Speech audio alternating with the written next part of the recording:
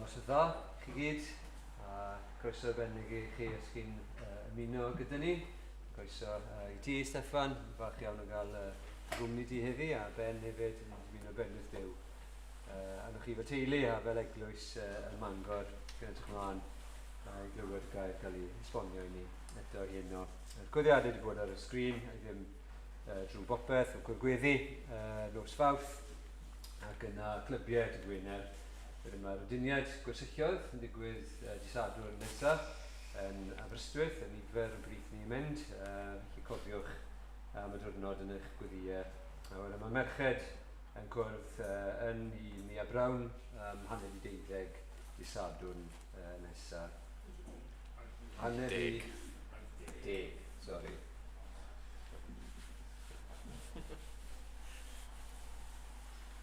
Casgen mis, Roger, yn gweud i bod yma gyfer gwaith barn y fasfen dan ni, fel pari mwy o wybodaeth yn ystod yr wythnos. Dewch chi ni ryddio gen i fydd.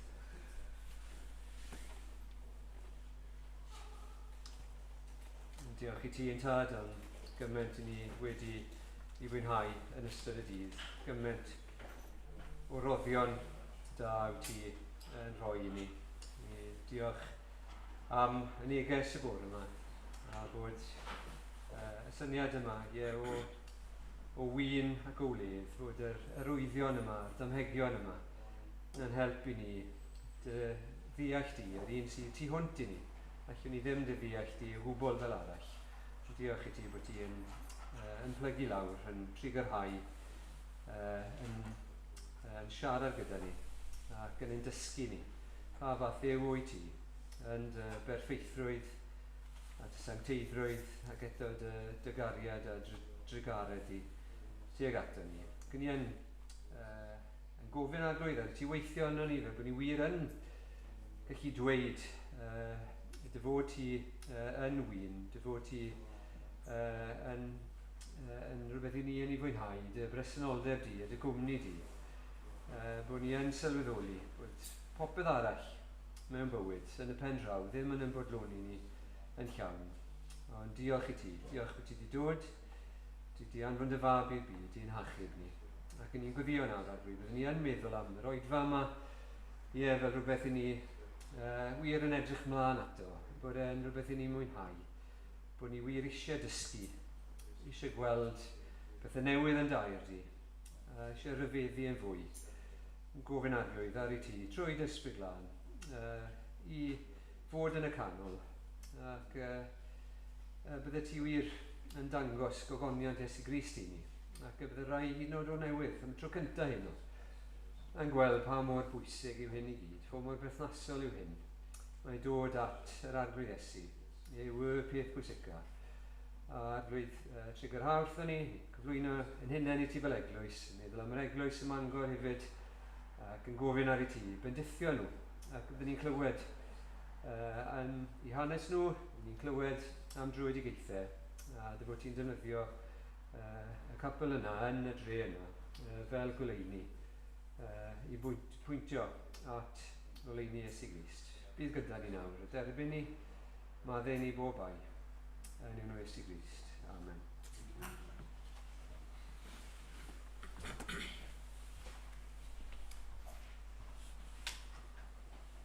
Diolch yn fawr iawn am yr gwahoddiad ac am yr croeso heddiw i fod gyda chi. Mi ganwn ni gyda'n gilydd, ni'n addoli Duw gyda'n gilydd 240 yn llyfr emynau, sgrin o blaen i o gariad anfeidrol ei faint, fod llwch mor anheilwng yn cael y fath fraint, cael heddwch cydwybod a'i chlirio trwy'r gwaed, a chorff y farwolaeth sef pechod dan draed.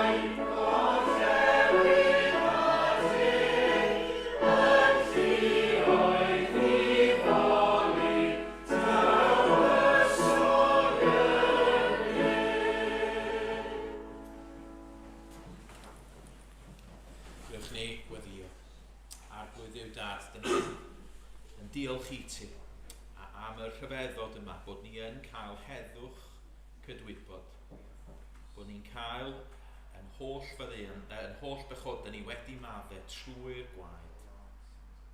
O Arglwydd Duw Dad, da ni'n diolch i ti am Iesu Grist, da ni'n diolch i ti am y gwaed a dywallwyd dros da ni. Ac o Arglwydd Duw Dad, da ni'n gorffwys yn hynny heno. Does gennym ni ddim byd i'w gynnig yn hunain, Dad. Does gennym ni ddim daioni i'w roed i ti, Dad, unrhyw beth i dalu ti nôl am y drygioni ydyn ni wedi wneud, ond da ni'n diolch i ti am Iesu Grist, ac yn diolch am y cariad rhyfeddol yma. Ac o, Dad, bydd gyda ni rwan, plis, gweithian yn calonau ni. Amen. Wel, da ni'n mynd i ddarllen Luc 15, Luc pennod 15, ac mae'n dameg, mae'n dair dameg yn rhan o'r bennod yma, ond da ni'n mynd i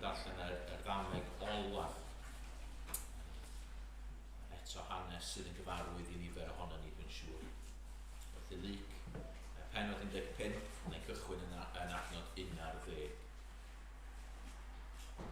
Ac meddai, yr Iesu, yr oedd dyn a chanddo 2 fab. Dywedodd yr un iengaf ohonynt wrth ei dad.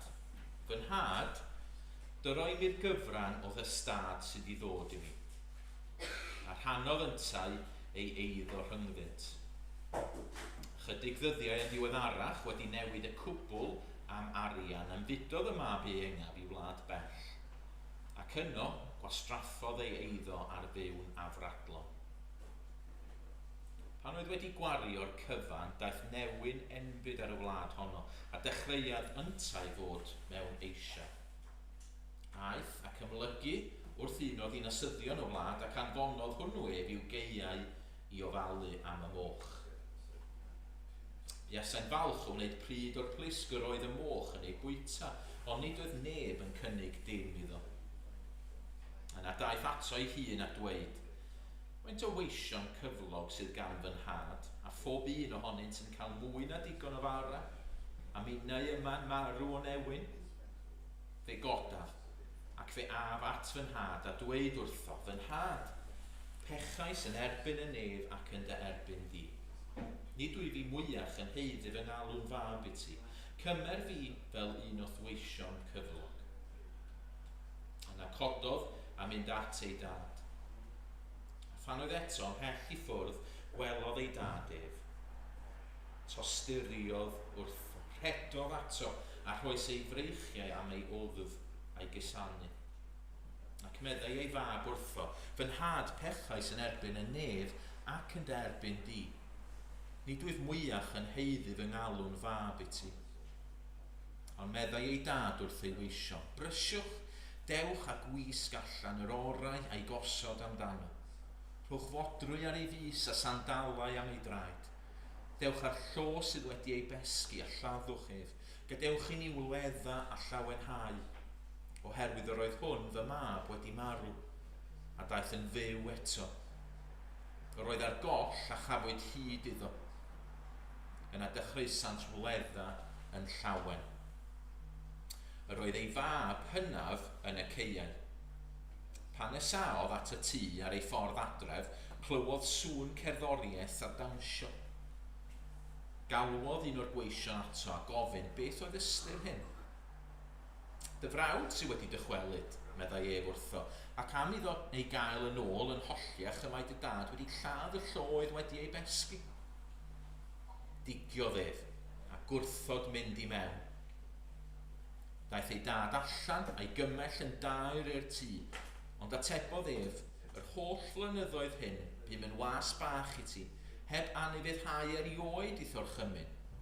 Ni roddais erioed I mi gymaint am un gafr I mi gael gledda gyda'n cyfeillion. Ond pan ddychwelodd hwn, dy fab sydd wedi difad dy eiddo gyda ffyteiniaid, lleddais iddo ef y lloedd wedi ei besgu. Fy mhlentyn, meddai'r tad wrtho. Rwy ti bob amser gyda mi ac y mae'r cwbl sydd gennyf yn eiddo I ti. Roedd yn rhaid gledda a llawenhau oherwydd yr oedd hwn, dy frawd, wedi marw. A daeth yn fyw, roedd ar goll a chafwyd hyd iddo. Boed I ddiw y bendithio I air y hyfryd y un. Gadewch I ni symud ymlaen I ganu rhif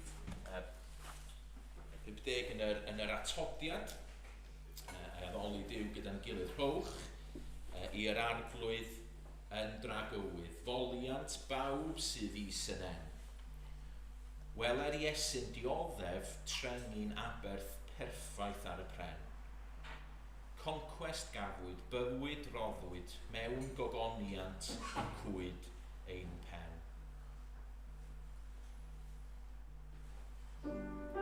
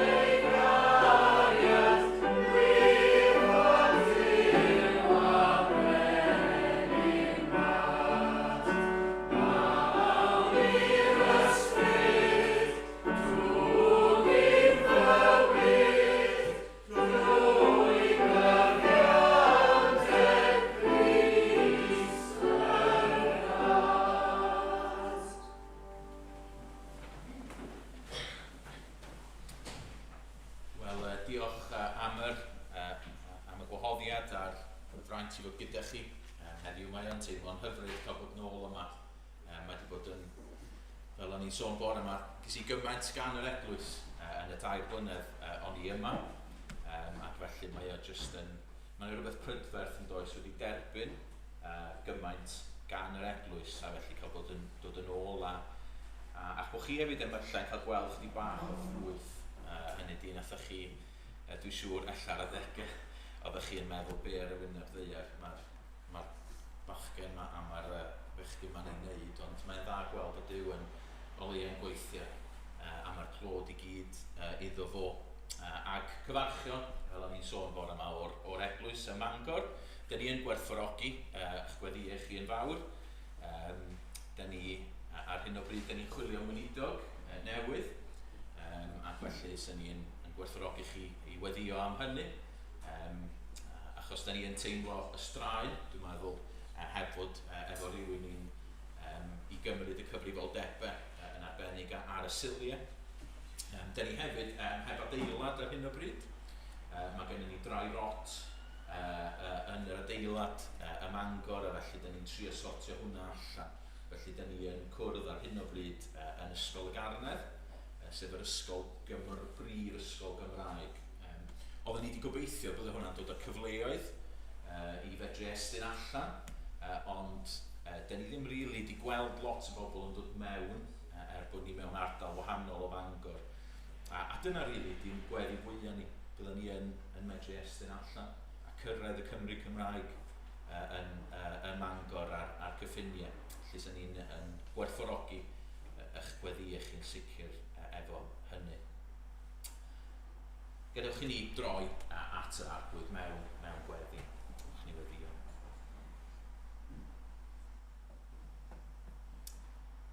Arglwydd yw Dad, da ni yn dod o dy flaen di rwan Dad, yn ymwybodol iawn. Mae meidrol yda ni Dad, mae bethau'n medru cymryd yn meddyliau ni Dad, da ni medru blino o arglwydd yw Dad, mae'n teimladau ni yn mynd fyny ac I lawr o arglwydd yw Dad, ond da ni'n diolch bod ni'n dod o flaen Duw sydd yn hadnabod ni. Ni jyst yn adnabod pob un ohono ni, ond sydd wedi'n creu ni, sydd yn gwybod pob dim amdano, sydd yn deall ni'n well na gyda ni'n deall ni'n hunain. Ac o arglwydd yw Dad, mae'n gysur rhyfeddol yn hynny. Bod ni yn cael dod a bod ni'n gorau cuddio dim byd oddi wrtho ti. Does na ddim pwynt wyt ti'n gwybod y cyfan ac wyt ti'n gweld y cyfan. Ac yn dy ragluniaeth, dragwyddol rhyfeddol di, wyt ti di pennu bod ni yma heno. A Dad, da ni yn diolch I ti. Ac yn diolch am y moddion yr ydyn ni yn ei dderbyn. Diolch Dad bod ni yn ymwybodol iawn bod ti yn caru ni. Dad, da ni'n edrych o'n cwmpas ni a da ni'n gweld y gymaint wyt ti wedi rhoi I ni. Da ni'n diolch I ti am yr eglwys yma. Diolch bod ti wedi rhoi teulu o bobl at ei gilydd yma yng Nghaerdydd I helpu gilydd ar y daith ddigon anodd trwy'r byd yma. O arglwydd yw Dad, diolch I ti am dystiolaeth yr eglwys yma.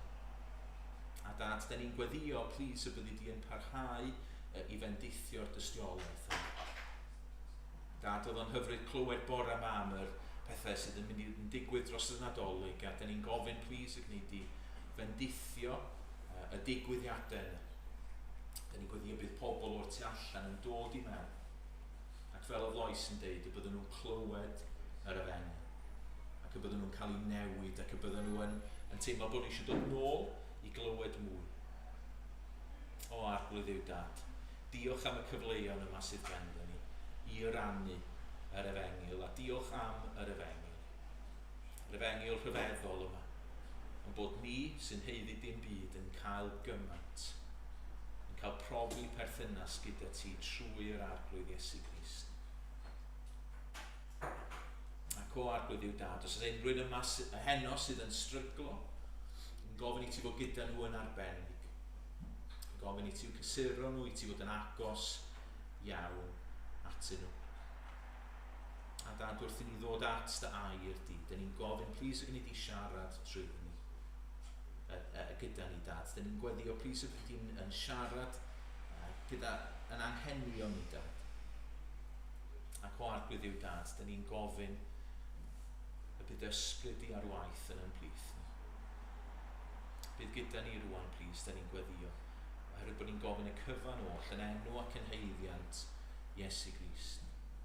Amen.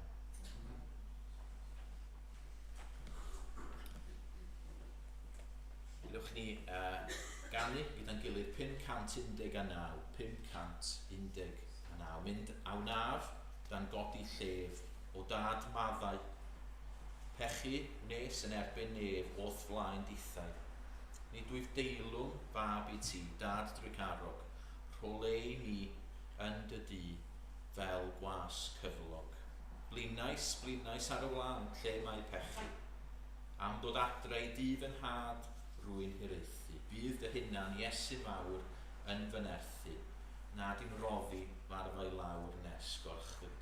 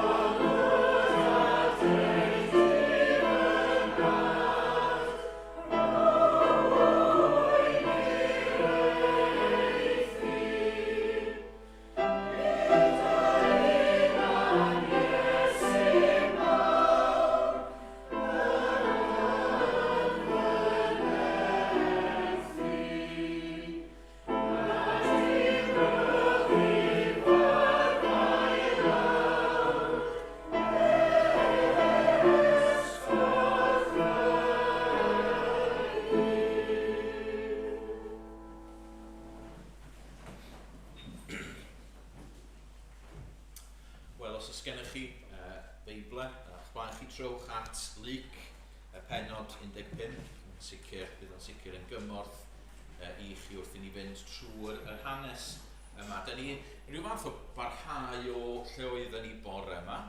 Bore yma, da ni'n meddwl yn doedden am Iesu'n troi y dŵr yn win. Ac mi welon ni trwy'r wyrth yma, trwy'r wyrth cyntaf, oedd Iesu wedi wneud i fod o yn dweud gymaint o bethau wrthyn ni.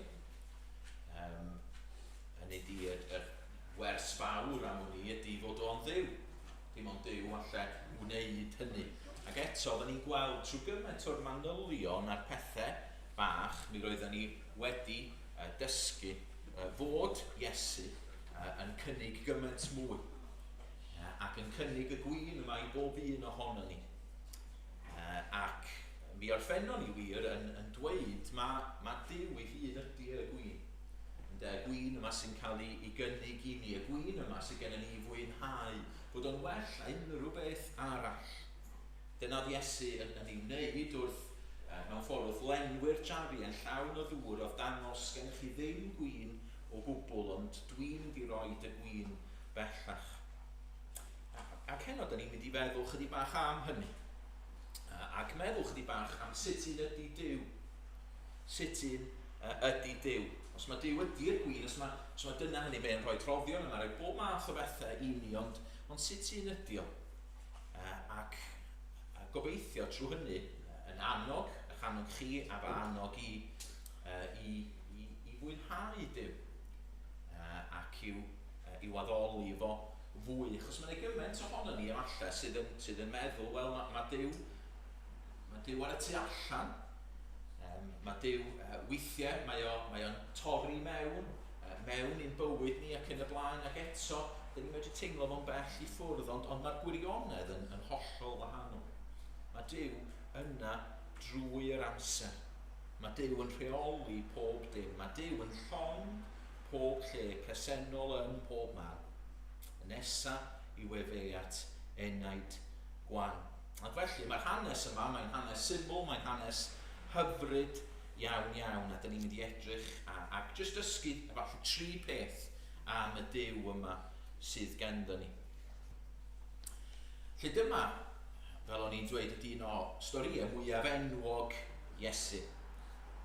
Mae o'n sôn, mae'n rhan o 2 dameg, mae'r Iesu yn ei ddweud. A mae'n bwysig efallai rhoi y cyd-destun achos mae'n siarad gyda'r Pharisëaid.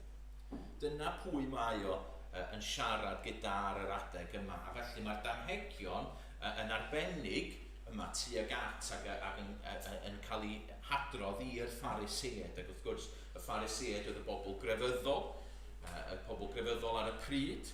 Y rhan fwyaf ohonyn nhw yn amlwg oedd yna ymladd yn digwydd trwy'r amser oedd Iesu yn aml yn sefyll i fyny yn ei herbyn nhw.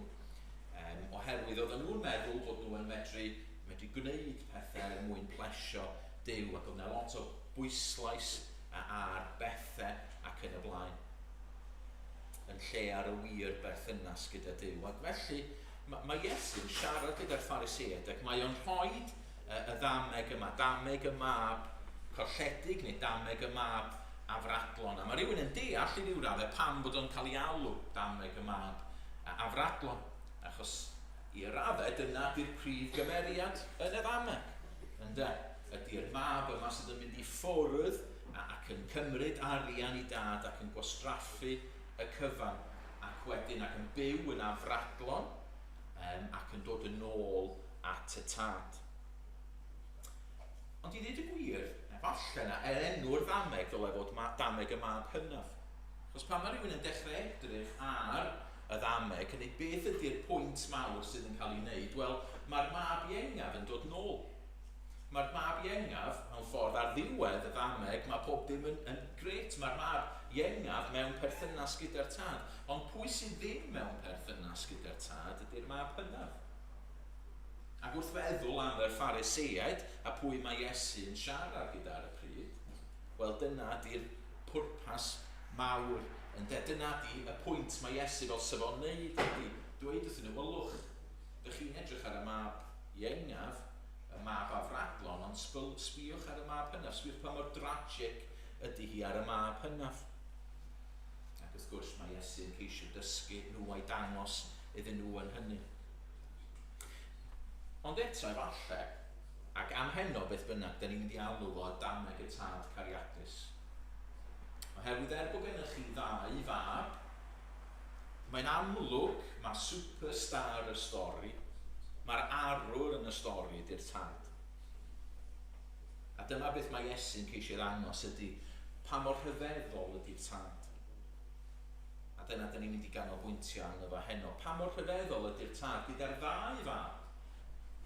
Wrth gwrs, os da ni'n ceisio deall y ddameg, a dwi'n eisiau darllen gormod i mewn iddi hi heno, ond beth sydd gennym ni ydy'r tad yn cynrychioli Duw.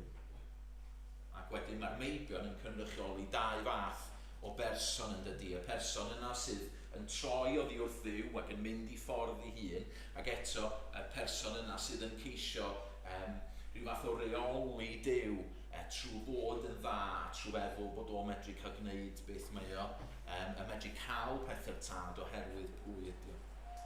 Ond felly, dwi jyst eisiau edrych ar y tad yn arbennig yn yr hanes yma, a dysgu 3 peth amdano fo. Fel o'n i'n dweud, dwi'n gobeithio fydd yn anogaeth i ni. A'r peth cyntaf, da ni'n gweld ydy bod y tad yn maddau.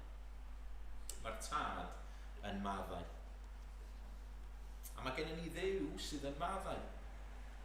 Mae gennym ni Dduw sydd yn maddau. Mae'n glir yn y ddameg yma. does na ddim dwywaith fod y mab iengaf wedi pechu yn ofnadwy. Mae'r mab iengaf wedi mynd at y tad a mae wedi dweud, dwi isio arian, dwi isio'r etifeddiaeth, dwi isio'r stwff ma ti'n mynd i roed i fi, ac wedyn mae o'n mynd i ffwrdd i wlad arall. Mae'n troi cefn, ac yn y gymdeithas hynny fydda hynny bod y gwarth a bob math o bethau. Ond mae o'n troi, ac mae o'n pechu. Ac mae o'n y wlad yna, di o'n hyd yn oed yn defnyddio yr arian a'r pethau fel yna mewn ffordd dda. Mae'n gwastraffu'r cyfan, mae'n byw yn afradlon. Ac wedyn mae'n ffeindio ei hun mewn sefyllfa erchyll. Ac beth ydy'r gwaith sydd gen fo o bwydo mwch, ac oedden ni'n gwybod i'r Iddewon, oedd na ddim job gwaith na hynny. Hynny oedd y mab iengaf wedi pechu yn ofnadwy. Ond mae'r hanes yn hyfryd yn dydi, oherwydd mae'r tad yn ei dderbyn o'n ôl. Dych chi'n cael y syniad yma dydach fod y tad yna yn aros amdano. Mae'r tad yna yn edrych allan ac yn aros i'r mab ddod yn ôl. A pan mae'r mab yn dod yn ôl, beth mae'r tad yn neud? Mae'n rhedeg. Rwan ar adeg yna doedd arweinwyr teuluoedd yn sicr ddim yn rhedeg. Ond mae o mor excited, mae o mor falch o weld ei fab yn ôl. Mae o'n rhedeg ato fo, ac mae o yn ei gofleidio. Chi'n gweld mae agwedd y tad yn yr hanes yma'n hyfryd yn dydi. Mae o'n maddau. A mae'r pwynt yma mae Iesu'n ceisio wneud yn glir, mae Duw yn dduw sydd yn maddau. Mae'r mab hynaf mewn dipyn o sioc. Hynny ydi, dydi o methu credu'r peth o gwbl. Da ni'n gweld hynny, ac mewn un ffordd mae'n iawn yn dydi. Hynny mae'n hollol sioci. Mae o'n, i ryw raddau, mae'r mab wedi bod yn afradlon, ond mae'r tad hefyd yn afradlon gyda'i gariad a gyda'i faddeuant. Hynny does na ddim ond bod y tad yn dweud, hei, hold on, dwi'n mynd i ddelio efo hyn yn gyntaf a dwi'n mynd i wedyn gyd i derbyn yn ôl. Na, does na ddim o hynny o gwbl. Mae'n cael maddeuant llwyr. A doedd dim rhaid i'r tad derbyn y mab yn ôl. So fydda cyfiawnder yn golygu fod y tad yn dweud wrth y mab ymalle, na, ti wedi pechu, ti wedi dwyn anfri ar enw y teulu. Ti wedi gwastraffu fy arian ni, neu efallai fysa tad i medru wneud fel oedd y mab isio, a gymryd o'n ôl jyst fel rhyw fath o was. Ond nid yna sydd yn digwydd o gwbl. Dych chi'n gwybod mae Duw yn dduw sydd yn caru maddau. Mae Duw yn dduw sydd yn caru maddau. Chi'n arllen ychydig o adnodau chi o Jona. Dwi wrth y modd efo yr adnodau yma o Jona. So chi'n cofio hanes Jona, mae Jona mae'n cael neges i fynd i Nineve yn dydi, i ddweud wrth bobl. I ddweud wrth bobl bod y bobl yn ddrygionus ac bod angen iddyn nhw droi, a bod angen iddyn nhw ddod nôl at Dduw.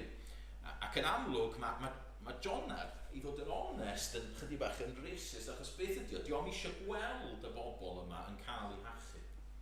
Yna di un o'r pethau mawr sydd tu ôl i'w benno wrth iddo fo feddwl ac wrth iddo fo dweud, na, dwi'n eisiau mynd draw i ddweud wrth bobl Nineve am Dduw. A dyma beth mae'n dweud yn Pennod 4 ar ôl i'r bobl edifarhau.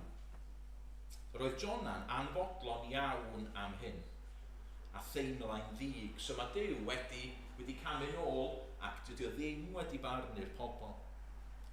Yn agweddiodd ar yr arglwydd a dweud, yn awr arglwydd, onid hyn a ddywedais pan oedd yn gartref, dyna pam yr achubais y blaen trwy ffoi i Tarsus, gwyddwn dy fod yn dduw graslon a thrygarog, araf i ddig, mawr o dosturi ac yn edifar ganddo wneud niwed. Oedd Jona yn fanna wedi gweld, dyma'r math o ddiw, dwi'n gwybod y math o ddiw wyt ti, hyd yn oed yn yr Hen Testament, oedd o'n gwybod bod o'n ddiw trigarog, oedd o'n gwybod bod o'n gyrru Jona draw at Ninefe, nid jyst i gael gwared ohonyn nhw ac i'w barnu nhw, ond i roi cyfle iddyn nhw ac i'w fadde iddyn nhw. Dyna ydy'r Duw sydd ganddo ni. A mae hwnna'n newyddion gwych i ni heno, dydy.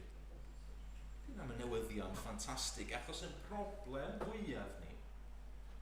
Mae gennym ni bob math o broblemau tyddi yma.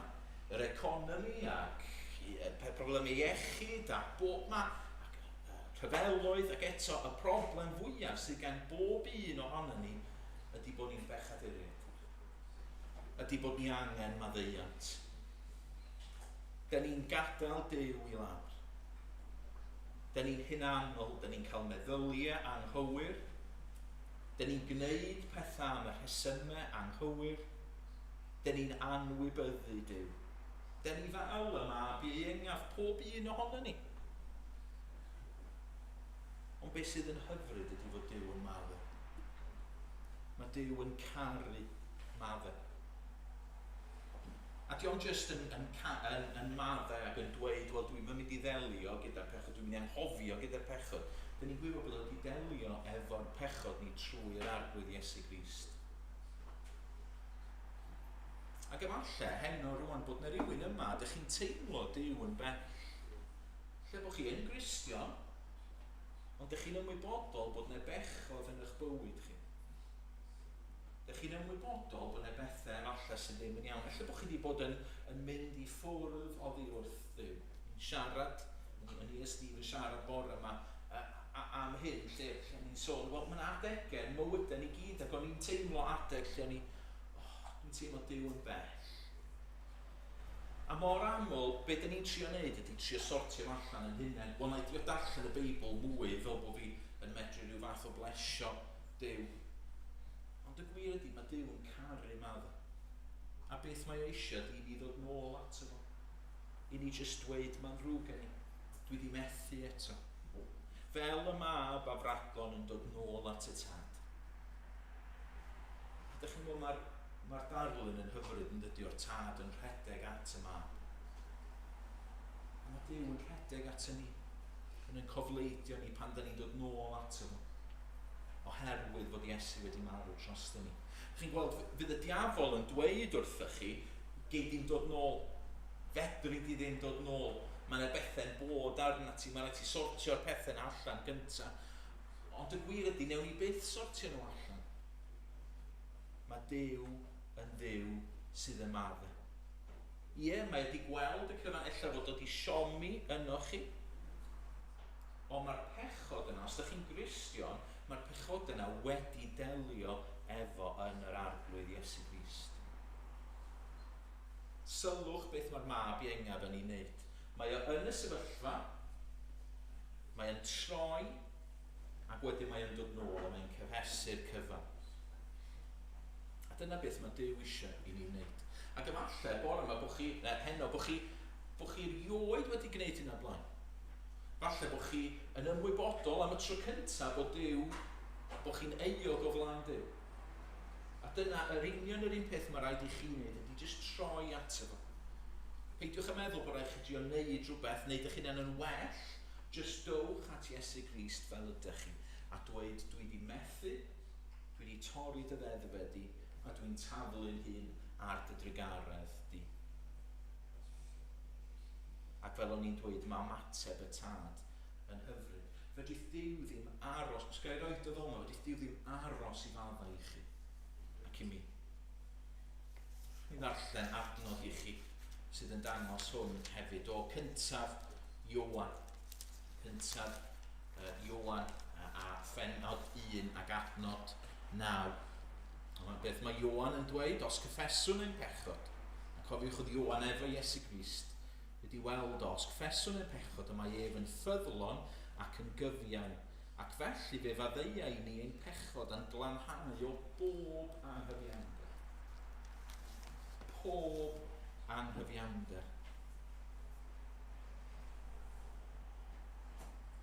Mae rhain chi, falle bod chi wedi darllen y llyfr Gentle and Lowly. Mae'n lyfr sicr gwerth i'w ddarllen, lle mae'r llyfr yn edrych ar galon Iesu. A beth mae'r llyfr yma'n sylwi arno fo di, does na mond un lle wir yn y Beibl lle mae Iesu yn disgrifio i'w galon ac yn dweud sut fath, so fych chi berson, ydi o go iawn. Ac mae o'n edrych ar yr adnodau hyfryd yna yn Mathew 11.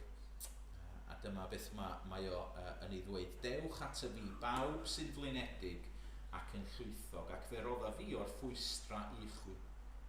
Cymerwch fy iau arnoch a dysgwch gennyf oherwydd addfwyn ydwydd a gostyngedig o galon, ac fe gewch o'r ffwystra eich eneidiau. Beth mae'r llyfr yn neud wedyn ydy mynd ymlaen i ddangos bod gennym ni Dduw addfwyn. Bod gyda ni Dduw, pan mae o'n gweld ni yn ein hangen, beth o ddim yn ei wneud ydy tynnu ffwrdd. Yn wir, y gwrthwyneb sydd yn digwydd. Mae gennym ni Dduw, pan mae o'n gweld angen, mae o'n dod at ni. Fel mae'r tad yn yr hanes yma'n rhedeg at i fab, dyna'r math o Dduw sydd ganddo ni. Mor wahanol ydy hynna i ni, nid sydd ydych chi weithiau, ydych chi'n gweld ymalle rhyw sefyllfa anghennus ac yn naturiol, da ni eisiau mynd i ffwrdd ohono fo. Ond di Duw ddim fel yna. Os oes angen, mae Duw yn rhedeg ato. Os oes gennych chi angen yn eich bywyd chi heddiw, mae Iesu, mae Duw y Tad am ddod ato chi trwy'r ysbryd glân. Felly mae'r Tad yn yr hanes, fel o'n i'n dweud, yn dad sydd yn madde, a mae gennym ni Dduw sydd yn madde, sydd yn hyfryd, sydd eisiau mynd ato fo. Yr ail beth da ni'n weld ydy mae Duw yn rhoi rhoddion da. Mae'r Tad yn yr hanes yma yn rhoi rhoddion da. So chi'n mynd nôl at yr hanes ac yn meddwl efallai pam yn arbennig beth sydd wedi gwneud y mab hynaf yn flin yn yr hanes. Wel, yr rhoddion. Dyna i wir sydd wrth graidd y peth, ydy mae'n deud, neu pam, mae'r mab yma wedi dod nôl, mae mrawd wedi dod nôl, mae wedi gwneud yr holl beth yma, a ti wedi rhoi gymaint o beth iddyn nhw. Ti wedi rhoi y wisg, ti wedi rhoi y fodrwy, ti wedi rhoi y sgidiau, ti wedi rhoi parti mawr iddo fo. Ond dyma di'r Duw sydd ganddo ni. Mae o'n Dduw sydd am roi rhoddion i ni. Chyn ni eto ddarllen o Iago, penod, Iago 1:17.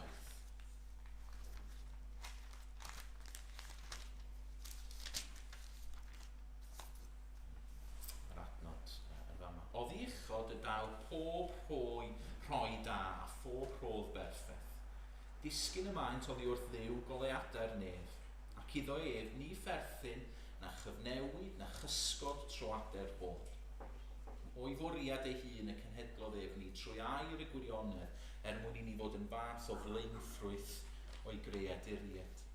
Yr adnod eto sydd yn sôn bod Duw yn rhoi rhoddion. Mae'n rhoi rhoddion i bawb. Mae pawb, oedd nhw'n Gristnogion ddim yn profi rhoddion da Duw. Ond mae'n rhoi rhoddion arbennig i ni fel i bobl. Mae rhaid i ni fod yn ofalus yn fama, does da ni ddim yn sôn, a nid os ydy rhywun yn dod yn Gristion, wel bod o'n mynd i gael bob dim, bod o'n neu hi yn mynd i gael bob dim, a bod bywyd yn mynd i fod yn berffaith, bod o'n mynd i gael lot o arian ac yn y blaen. Ond weithiau, dwi'n meddwl, da ni'n ymateb yn erbyn hynny efallai o'r modo. Achos y gwir ydy, mae Duw am yn bendithio ni. Mae'n hollol glir yn ei air o. Trwy'r Hen Testament, da ni'n gweld o'n bendithio i genedl, pan maen nhw'n troi at efo, mae'n rhoi bendithio. Achos bod o'n Dduw sydd yn ei caru nhw. A mae'n Dduw sydd yn rhoi rhoddion da. Mae'n Dduw da. Ac mae am eich bendithio chi heddiw. Just meddyliwch yn ôl os ydych chi'n Gristion am yr wythnos sydd wedi bod. Ydy'r pethau mae Duw wedi rhoi i chi. Meddyliwch am yr holl roddion da mae o wedi ei roi. wythnos sydd o'ch blaen chi. Meddylwch am yr holl potensial sydd yna. Y pethau mae Duw yn mynd i wneud drosto chi. Mae'n hawdd i ni mewn sefyllfa lle mae Cristnogaeth efallai yn mynd ar ei lawr yn gwlad ni, a lle dyn ni weithiau, dyn ni'n ymwybodol iawn bod ne fwy o bobl efallai sydd ddim yn credu, i feddwl fod Duw am i ni rywsyd stryglo, just gwneud hi trwy y byd yma. Ond nid fel yma, ydy'r Duw sydd gen ni o gwbl. Weithiau dyn ni'n medru meddwl hefyd, wel, dyn ni'n heiddi bod ni ddim yn cael rhoddion da. Ac mae hynna'n wir. Mae'n wir yn yr hanes yma, doedd y mab ifanc ddim yn heiddi. Ond doedd yna'n stopio'r tad rhaid rhaid o, achos oedd y tad yn llawn cariad. Dyna'r pwynt mae Iesu'n neud, ynddo? Eto, mae'r mab hynaf, mae'n mor agos mewn un ffordd, achos mae'n gweld gymaint o wirionedd, mae'n deud, di ddim yn dig. Ti'n bod yn afradlon fama, dad, efo dy gariad, achos dydy'r mab i enga ddim yn heiddi fo. Ond mae'r tad yn deud, dwi'n caru'r mab. Mae'n ôl. Oedd yn hyfryd bore yma clywed am rai o'r pethau ydych chi'n mynd i wneud Nadolig. Ac un o'r pethau yn amlwg dyn ni'n cael Nadolig ydy anrhegion. Siw bod chi'n edrych ymlaen i gael anrhegion. Wel, pwy di'r rhai sydd? Pwy di'r bobl sy'n rhoi yr anrhegion gorau i chi? Dyn ni gyd yn gwybod efallai, mae'r aunty neu'r uncle na sy'n rhoi par o sanau. Ond yn ni'n ifanc yn ystod par o sanau, gan i fel be'r wyneb ddeir. Erbyn hyn, am wyn sy'n ni wrth y modd yn cael par o sanau Nadolig. Ond meddyliwch pwy di'r person sydd yn rhoi yr anrhegion gorau i chi? Wel am hwn i, y person sy'n rhoi yr anrhegion gorau ydy'r pobl sydd yn eich caru chi fwyaf, sydd yn eich adnabod chi orau, y person sydd yn meddwl fwyaf amdano chi, ac sydd yn rhoi amser i feddwl amdano peth, ac hefyd, waeth ni fod yn onest, y person sydd efo mwy arian. Ydy y person sy'n medru fforddio yr anrheg yna. O, jyst meddyliwch am Dduw. Pwy sydd yn eich caru chi fwy na Duw? Y Duw yn eich caru chi ac yn yngharu fi. Pwy sy'n eich adnabod chi orau? Duw sydd yn eich adnabod chi orau. Pwy di'r un mwyaf cyfoethog sydd yn ydy, mae'n y bobl cyfoethog dys yn neb yn cymharu. Mae Duw gyda bob dim. Allith Duw roed unrhyw beth. A pwy sydd yn meddwl fwy amdano chi? Dyna sydd yn thrilling gwybod, dyn ni ar feddwl Duw. Mae Duw yn dweud hynny, mae Duw yn ymwybodol, mae Duw yn caru. Mae di marw, mae di rhoi i farw drosto chi. Gewch chi neb gwell i roed anreg Nadolig i chi. A gewch chi neb gwell i roed anreg i chi. A mae yn rhoi anrhegion o hyd ac o hyd. A felly mae rhaid i ni fod yn ymwybodol o hyn. Yr anrhegion mae Duw yn rhoi i ni, y rhoddion yma. Be di'r rhoddion? I bresenoldeb, i gwmni fo. Sbiwch o'ch cwmpas chi ar y rhoddion yma Duw wedi rhoi i chi. Bobl yna sydd efo chi. Y bobl sydd yma bob dydd Sul a dych chi stryglo falle, dych chi'n medru codi ffôn neu textio nhw. A maen nhw'n gwybod sut ydych chi ac maen nhw yna i'ch helpu chi. I air o. Mae'n rhoi i hun yr ysbryd glân. Mae yna lot o beth eraill da ni'n cael fel gymaint o'n ni'n cael iechyd a bethau materol a teulu, mae'r hael a'r glân. Mae'r holl roddion yma mae Duw yn rhoi i ni. Heddwch gyda fo. Mae hyd yn oed yn problemau ni, fel mae Paul yn sôn yn Rhufeiniaid. Mae hyd yn oed y pethau anodd sydd yn digwydd i ni. Yn lles ni. Mae'r cyfan yn ddaioni gan Duw.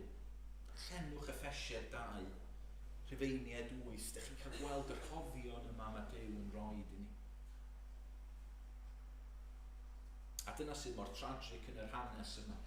Mae'r Pharisïaid sydd o flaen Iesu, a dyn nhw'n mynd i weld o gwbl na dyn. Mae Iesu'n deud, sbiwch sut un ydy'n had i, sbiwch pa mor hyfryd ydi o. Sbiwch yr rhoddion mae o'n rhoi. Sbiwch fel mae o wedi delio gyda'r mab a'r adlon yma. Sbiwch y gras mae di roi. Ac maen nhw yna'n dweud, hei, di hyn ddim yn deg o gwbl, a maen nhw'n gwrthod y gwahoddiad. Mae'n gysur i ni. Mae'n gysur i ni'n arbennig dyddiau yma, achos da ni'n byw mewn dyddiau ansicr, ond Duw sydd yn rheoli. A mae Duw yn rhoi rhoddion da. Felly dyna'r ail beth. Peth cyntaf ydy mae Duw yn madde, mae'r tad yn madde, mae Duw yn madde. Yr ail beth ydy mae'r tad yn rhoi rhoddion da, mae Duw yn rhoi rhoddion da. A'r peth olaf yn sydyn. Mae'r tad yn paratoi gledd. Mae'r tad yn paratoi gledd. Mae'n barti mawr ar ddiwedd y ddameg yma'n does. Yn ni'n gweld bod y mab wedi achub. Mae e wedi cael yr holl roddion hyfryd yma gen y tad, y fodrwy sydd yn rhan, dangos bod o'n rhan o'r teulu ac yn y blaen yr holl beth. Ond wedyn mae'n dod i'r wledd. Mae'n dod i'r wledd ryfeddol yma. A ydych chi'n medru dychmygu sut math o wledd oedd honna, dwi'n siŵr. A ydych chi'n sylwi fod y brawd hynaf yn cael gwahoddiad i'r wledd hefyd. Y brawd hynaf yn cael gwahoddiad, ond da ni'n gwybod os ydy'r brawd hynaf yn mynd. A dyna falle di tragedy, a dyna da ni'n gweld Iesu'n ceisio dweud wrth y Pharisëd.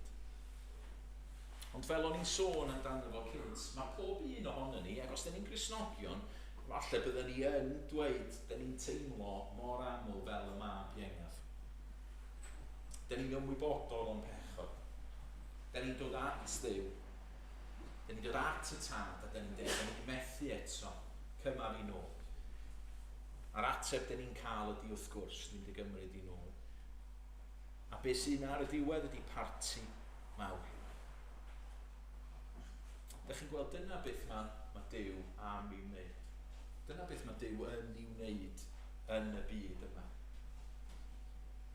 Mae o'n gweithio, mae'n rhoi cyfle i bobl droi, ond rhyw ddydd mi fydd Duw yn dod â'r cyfan i ben. Rhyw ddydd mi fydd yr arglwydd Iesu Grist yn dod yn ôl. Mae o eisio madde, mae o eisio roed cyfle i bobl, ac mae o'n amyneddgar.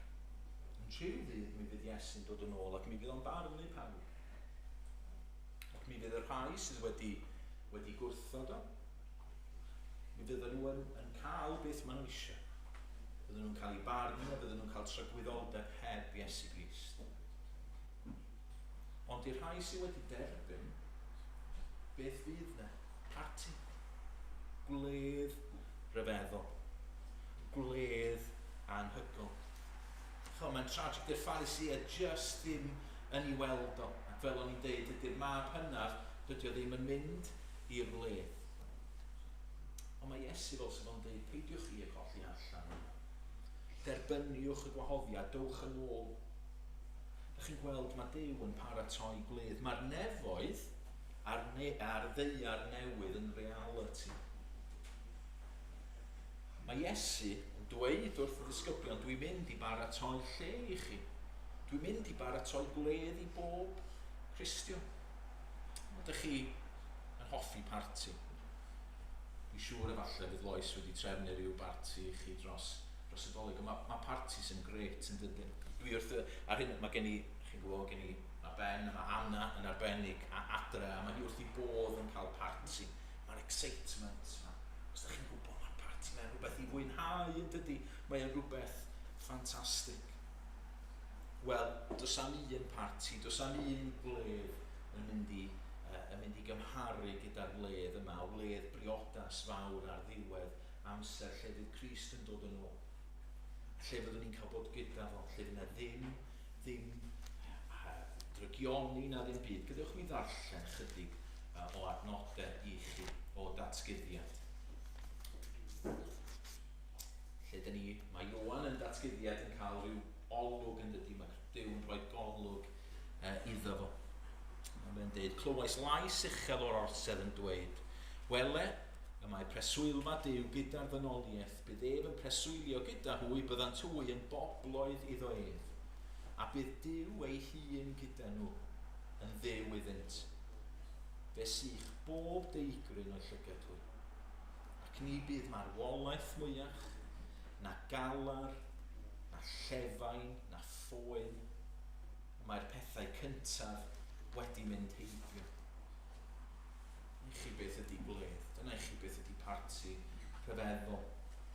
Yn ymlaen yn adnod 22, a theml ni welais ynddi, oherwydd ei theml hi yw'r arglwydd Dduw, yr holl alluog a'r oen. Nid oes ar y ddinas angen ar hael na'r lleiad i dywednu arni, oherwydd gogoniant Duw sy'n ei goleuo, a'i lamp hi yw'r oen. A bydd y cenhedloedd yn rhodio yn ei goleuni hi, a brenhinoedd y ddeiar yn dwyn ei gogoniant i mewn iddi hi. Byth ni cheir i ffyrth y dydd ac ni bydd y nos yno. A byddant yn dwyn i mewn i ddiogoniant ac anrhydedd y cenhedloedd.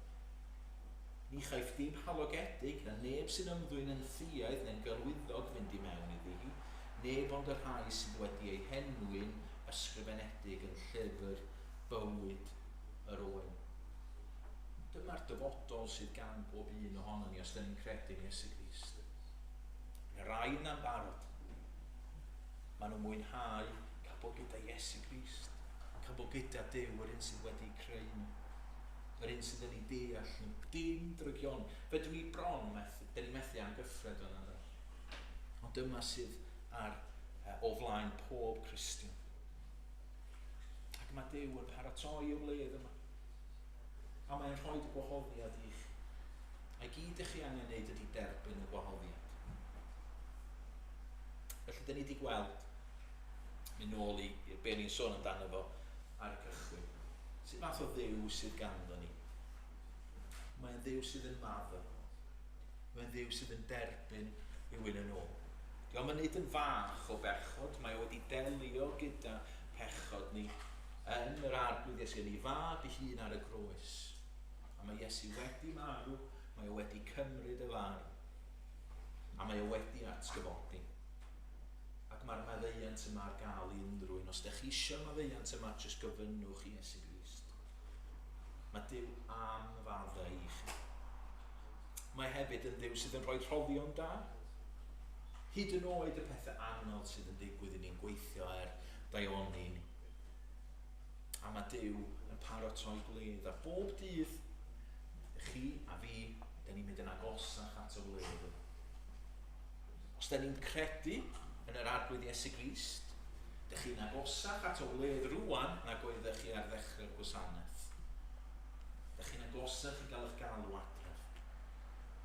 Ydych chi'n agosach i gael bod gyda fo. Ydych chi'n agosach i beidio pechu beth eto. Ydych chi'n agosach i fedru caru Duw fel y dylech chi ac y dylwn ni.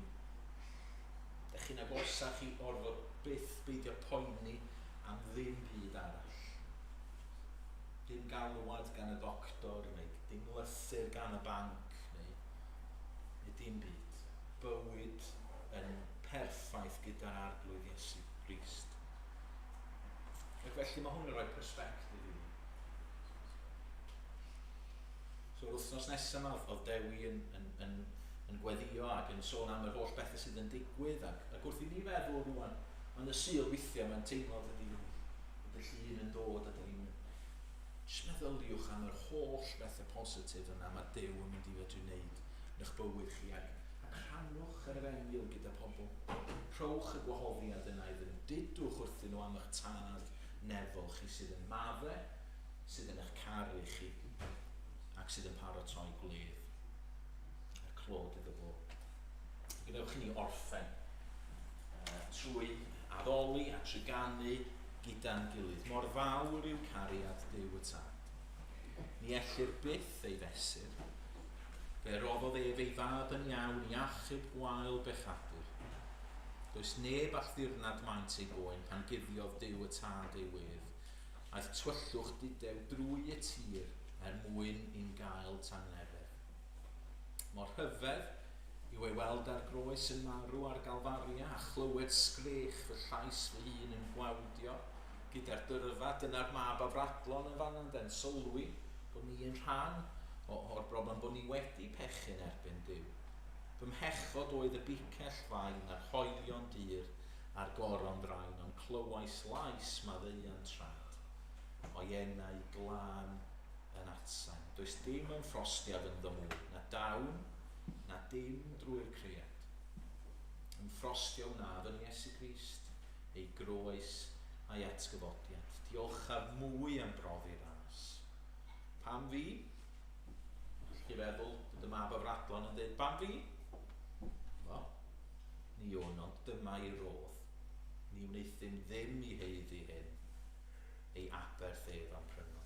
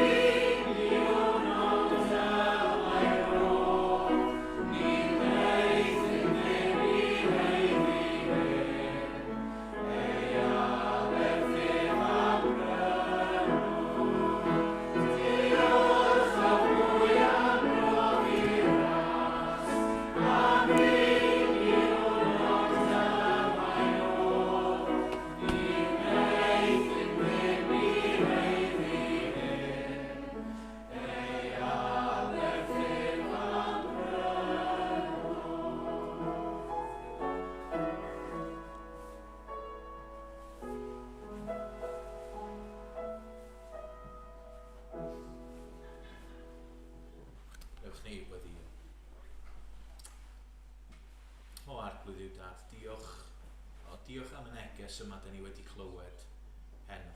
Diolch dy fod ti yn dduw da. Dy fod ti yn dduw sydd yn llawn cariad. Dy fod ti yn dduw sydd...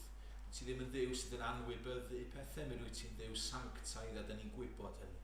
Falle bod ni ddim wedi sôn lot amdan hynny heno, ond eto da ni'n gwybod dy fod ti'n casau pob pechod. A da ni'n diolch y byddi di yn delio gyda phob pechod rhyw ddydd, a fydd na ddim pechod yn y byd newydd. Ond da ni'n diolch am yr arglwydd Iesu Grist, yn diolch trwy Iesu bod ti wedi delio gyda pechod y byd, Dad. A felly bod y gwahoddiad yna, oherwydd bod ti am fadde, a dy fod ti yn madde, a dy fod ti yn derbyn yn ôl. A mi rwy ti yn dduw sydd yn rhoi rhoddion, di rhoi Iesu Grist y fab di, a felly beth arall fysa ti ddim yn ei roi i ni. A diolch rhyw ddydd, a byddwn ni gyda ti, wyneb yn wyneb. Fedrwn ni ddim aros am hynny. Helpa ni tra dyn ni ar y daith. Helpa ni i gynnal yn gilydd, i helpu'n gilydd.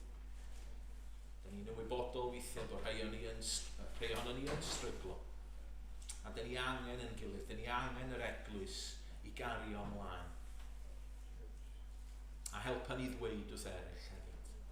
Dyn ni'n cyflwyno'r holl weithgareddau dros y Nadolig i ti y bydd yr efengyl yn mynd allan. Ond hefyd yn bywydau ni, o ddydd i ddydd.